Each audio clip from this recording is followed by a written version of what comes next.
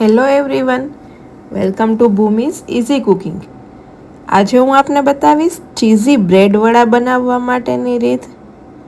નાના મોટા સૌ કોઈને ભાવે તેવા આ એકદમ ટેસ્ટી ચીઝી બ્રેડ વડા કઈ રીતે બને તેના માટે આ વિડીયોને છેલ્લે સુધી અચૂક જોજો.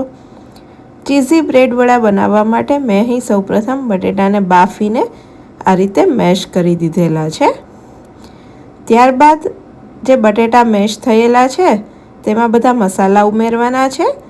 બટેટા બાફતી વખતે તેમાં થોડું મીઠું ઉમેરેલું છે. હવે તેમાં ત્યારબાદ મરી પાવડર ઉમેરેલો છે. તમને જેટલી તીખાશ જોઈતી હોય તે પ્રમાણે તેનો ઉપયોગ તમે વધારે ઓછો કરી શકો છો. એક ચપટી જેટલો સંચળ પાવડર તથા સ્વાદ પ્રમાણે મીઠું ઉમેરેલું છે. ત્યારબાદ તેની અંદર ધોઈને ઝીણી સમારેલી કોથમીર તથા મરચાંના નાના ટુકડા લીધેલા છે. મરચાંના ટુકડા તમારા સ્વાદ પ્રમાણે તીખા મૂળા વધારે ઓછા પ્રમાણમાં લઈ શકો છો. હવે આ બધું એકદમ સારી રીતે મિક્સ કરી દો. તમે જોઈ શકો છો કે આ બધું બટેટાના માવાની અંદર એકદમ સારી રીતે મેશ થઈ ગયું છે. તો આ મસાલો તૈયાર છે. હવે અહીં 2 ચમચી જેટલો મેંદો લીધેલો છે. તેમાં પાણી ઉમેરેલું છે. મેંદાની સ્લરી બનાવવાની છે. તેમાં ધીમે ધીમે પાણી ઉમેરતું જવાનું છે અને તેને હલાવતું જવાનું છે. તેમાં લમ્સ ન રહે તે રીતે તેની સ્લરી બનાવવાની છે. જરૂર પડે તેમ પાણી ઉમેરતા જાઓ અને તેને હલાવતા જાઓ. આ રીતે વધારે ઘટ પણ નહીં અને એકદમ પાતળું પણ નહીં તે રીતે સ્લરી બનાવવાની છે.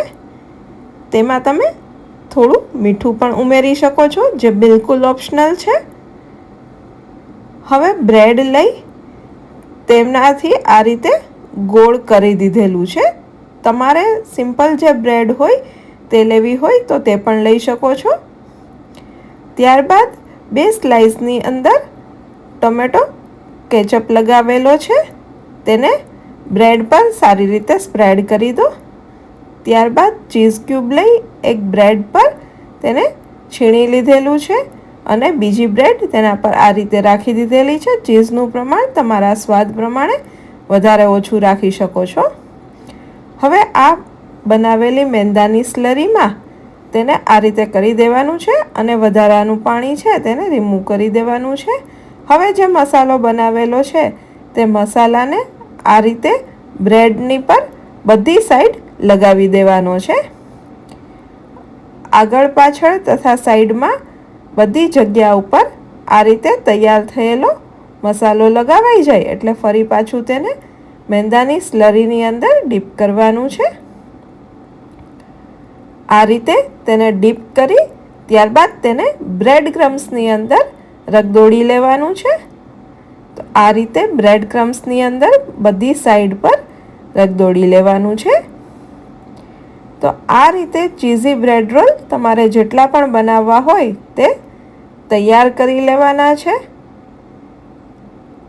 આ બ્રેડ રોલ તૈયાર થઈ જાય પછી તેને તે લાઇટ બ્રાઉન કલરના થાય ત્યાં સુધી તેલમાં તળવાના છે. તો આને તળવા માટે એક પેન લઈ તેમાં તેલ ગરમ કરવા માટે મૂકો. તેલ ગરમ થાય એટલે ગેસની આંચને મીડિયમ કરી દો. ત્યારબાદ તૈયાર થયેલું જે ચીઝી બ્રેડ રોલ છે તેને કૂક થવા દો. એક સાઈડ પર લાઇટ બ્રાઉન કલરનું થાય એટલે તેને ફેરવી દેવાનું છે. તમે જોઈ શકો છો કે એક સાઈડ પર લાઇટ બ્રાઉન કલરનું થઈ ગયું છે. તો આ રીતે ધીમે ધીમે તેને ફેરવતું જવાનું છે અને તે ગોલ્ડન બ્રાઉન કલરનું થાય ત્યાં સુધી તેને કૂક કરવાનું છે. તો તૈયાર છે એકદમ ટેસ્ટી એવો ચીઝી બ્રેડ રોલ. તો આ જે ચીઝી બ્રેડ વડા છે તે તમે ટોમેટો કેચઅપ સાથે, ગ્રીન ચટણી સાથે અથવા એમનેમ પણ તમને ટેસ્ટી લાગશે. તેની અંદર આપણે ઓલરેડી કેચઅપ ઉમેરેલો છે. તો તૈયાર છે આ ચીઝી વડા.